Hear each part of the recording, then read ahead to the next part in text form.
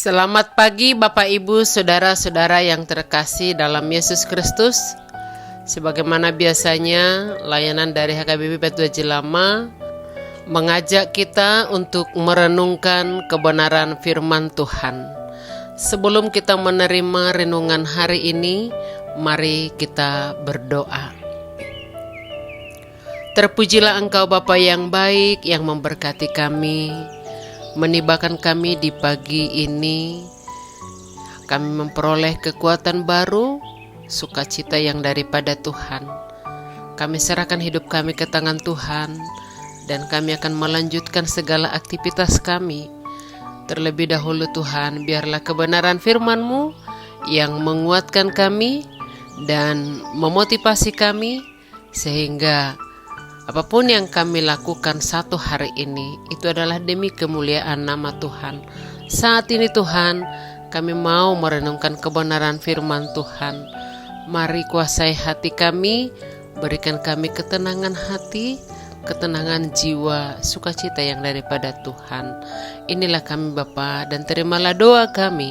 Di dalam nama Yesus, kami berdoa dan mengucap syukur. Amin. Bapak Ibu Saudara-saudara jemaat Tuhan yang terkasih, pagi ini Senin 17 April 2023, nats renungan kita tertulis di 1 Timotius 1 ayat 5. Demikian firman Tuhan. Tujuan nasihat itu ialah kasih yang timbul dari hati yang suci, dari hati nurani yang murni, dan dari iman yang tulus ikhlas. Di bahasa Batak didok songonon, alai natinebak nipatiki do haholongon sian rohanayas, sian panulupi ni panggora ni roha, nang sian haporsiaon naso marlaok. Demikian firman Tuhan. Bapak Ibu Saudara-saudara jemaat Tuhan, menasihati dengan kasih, bebas dari kepura-puraan. Itu yang mau Paulus tekankan dalam renungan kita saat ini. Setiap orang membutuhkan nasihat. Nasihat diberikan agar orang yang dinasihati melaksanakan sesuai dengan aturan yang telah ditetapkan. Tujuan setiap nasihat berbeda-beda.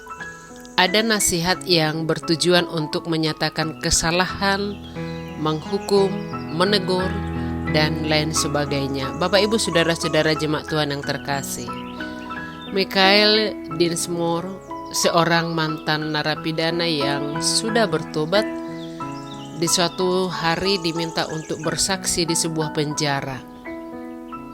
Setelah dia berbicara, sejumlah narapidana mendatanginya dan berkata, "Ini pertemuan yang paling menarik dan yang pernah kami hadiri." Michael pun takjub karena Allah dapat memakai kisahnya yang sederhana, dan itu yang membuat dia ada kebanggaan tersendiri.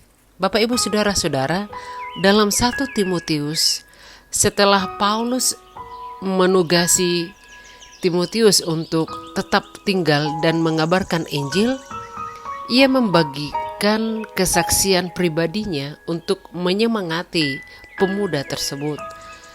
Ia berbicara tentang belas kasihan Allah yang dialaminya sendiri.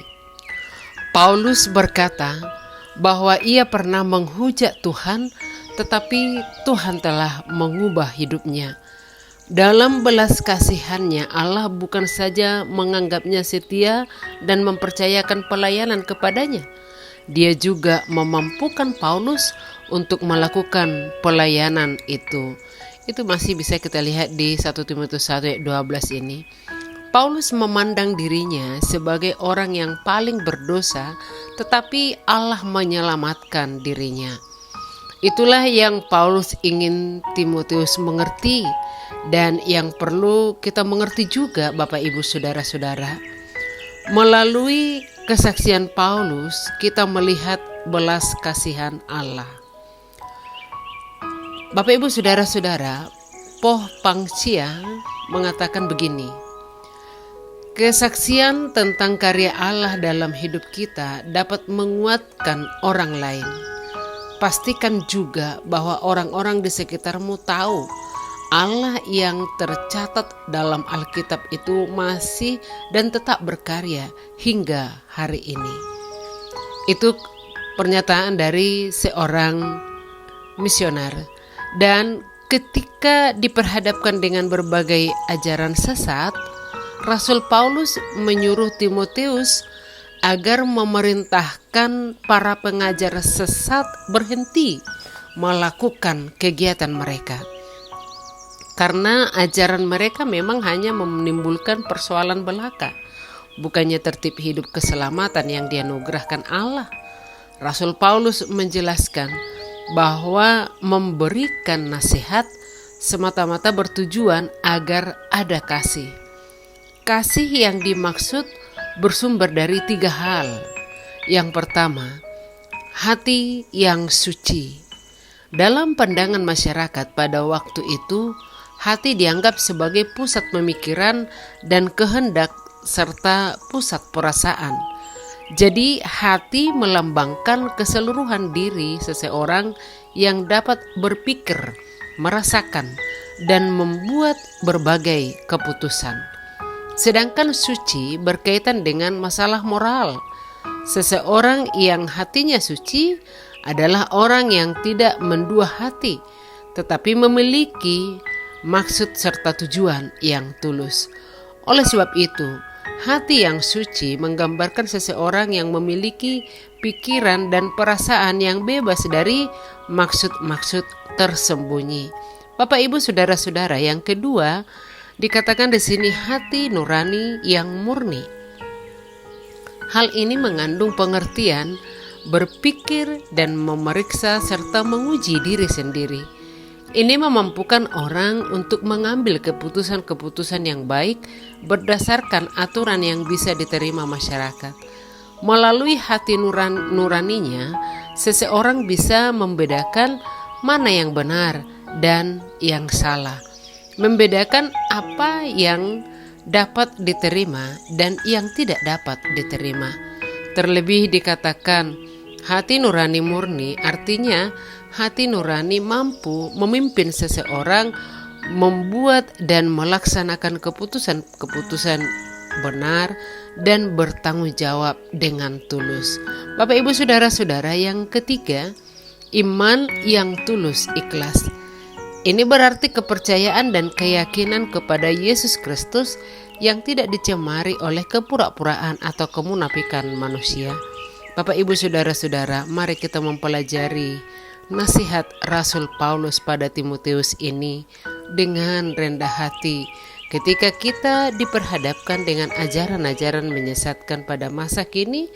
Mari belajarlah meresponi dengan hati yang suci, hati nurani yang murni, dan iman yang tulus ikhlas dan bebas dari kepura-puraan. Selamat mengandalkan Tuhan, selamat dibaharui, dan selamat melanjutkan segala aktivitas kita. Tuhan Yesus memberkati kita. Mari kita berdoa. Terpujilah Engkau Tuhan yang mengingatkan kami melalui nasihat daripada Paulus kepada Timotius, dan kami tahu, kami sadar bahwa dalam setiap langkah kami sangat penting untuk diingatkan, dinasihati, dan kami juga dibutuhkan untuk menasihati. Saat ini Tuhan mengajari kami, mengingatkan kami. Biarlah dengan mengandalkan kuasa Tuhan, mengandalkan firman-Mu, kami layak untuk menasihati dan kami siap menerima untuk dinasihati. Ya Allah Bapa kami, bentuk pribadi kami menjadi pribadi yang selalu takut akan Tuhan, yang selalu merindukan teguran dari firman Tuhan, sehingga kami selalu termotivasi melakukan yang terbaik sesuai dengan kehendak Tuhan. Inilah kami Bapa, berkati kami, berkati seluruh jemaat-Mu, Ada banyak yang sakit, mari Tuhan Engkau layat mereka, Engkau sembuhkan mereka. Mari hibur juga saudara-saudara kami yang berduka, dan berilah pengharapan yang hidup kepada saudara-saudara kami yang mengalami pergumulan, persoalan, sehingga dengan kuasa Roh-Mu ada kedamaian, ada solusi yang baik dari setiap permasalahan. Kami serahkan semua, segala hidup kami, segala aktivitas kami, dan segala yang kami dambakan daripada Tuhan. Yakinkan kami Tuhan, setiap pergumulan, setiap permohonan, Tuhan akan mendengar dan menjawab kami. Inilah kami Bapa, inilah kami Tuhan, ampuni kami dengan kuasa darah-Mu yang kudus, dan terimalah doa kami. Di dalam nama Yesus kami berdoa dan mengucap syukur. Amin.